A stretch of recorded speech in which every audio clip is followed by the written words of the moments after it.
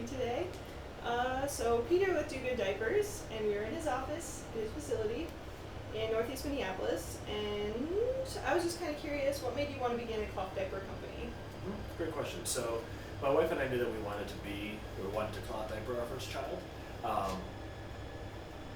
but we also knew that there was a lot of work involved in it, and so we wanted kind of some of the ease and convenience of a diaper service. And then we started looking into it, and there was no diaper services in the Twin Cities. So we just looked at this as a great opportunity to build a business, and I was kind of burning out of the corporate world, so I said, hey, what the heck, put some due diligence together, put a business plan, and 4 years later, I own and operate a diaper service. Awesome. Okay, so what are the cloth demos like that you hold, and what are people's reactions to it?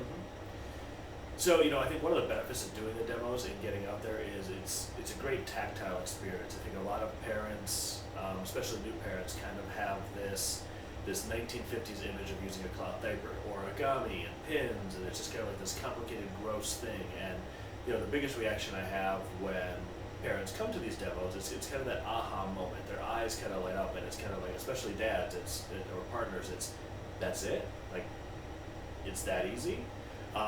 So it's kind of great to see that realization. For a lot of these partners, it's kind of the first time that they've ever changed a diaper. So it's kind of a fun to walk them through that process. The diaper demo is very informal. Parents can drop in for 5 or 10 minutes. We have dolls set up where they can kind of practice, touch, feel, kind of learn that overall experience.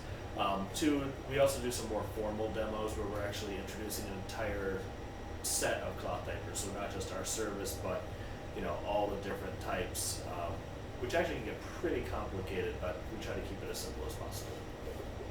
Okay. I read on your website that you are on the executive board of the Real Diaper Association. What sorts of information does the RDIA provide about cloth diapering? So the RDIA has a lot of really good information on its website. It provides information like best detergents to use, why to use cloth diapers. It basically is a kind of a support group, because a lot of the cloth diaper businesses that exist out there are very small. So this is a way for us to pool our resources to get more robust research, and to kind of really spread more word about cloth diapers through marketing, kind of in a concentrated effort. And would you say there's a higher interest in cloth diapering than when you first began Do Good Diapers?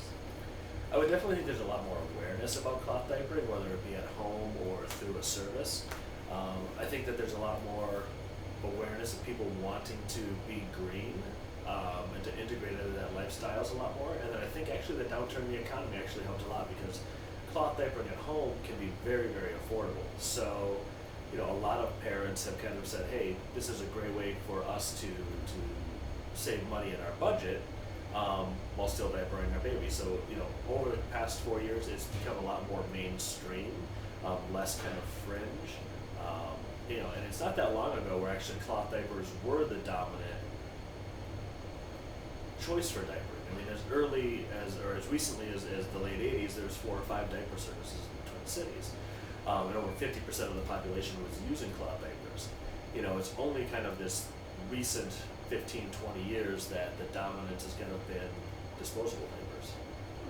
I know my grandma, I think when she had my mom, so her second child, they gave her like 2 disposables, and she saved them only for doctor visits. But I mean, Yeah. I know I've definitely, how do you feel as if reactions from even like grandparents? Because I know my in-laws are like, wow, these are so easy. They're not messy. Oh, grandparents generally love it. If they're not trying to scare their child about using cloth diapers because of a very bad experience they have, when they see the new styles of cloth diapers, it's kind of like all eyes light up, and it's like, oh my gosh, that is so easy. It's actually funny that the comment that you bring up there is my aunt gave us a book, the Dr. Spock book from like the 1960s, and there's a paragraph in there that is like, oh, and there's this new kind of invention that is very convenient but very expensive.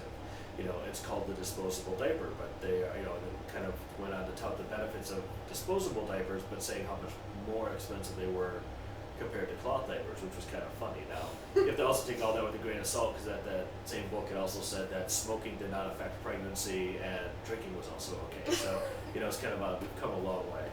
All right, and then so one last question: if you were to give a cloth diaper skeptic only one reason to choose cloth, what would it be?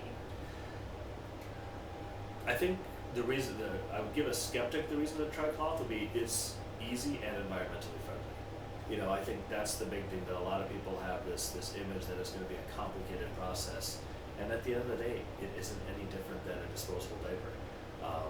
Babies are going to poop, whether it's in a disposable diaper or a cloth diaper. You're not going to get away from that grossness. So why not make something that is easy and a healthier choice? All right. Well, thank you so much, Peter. You're welcome. Have a great day.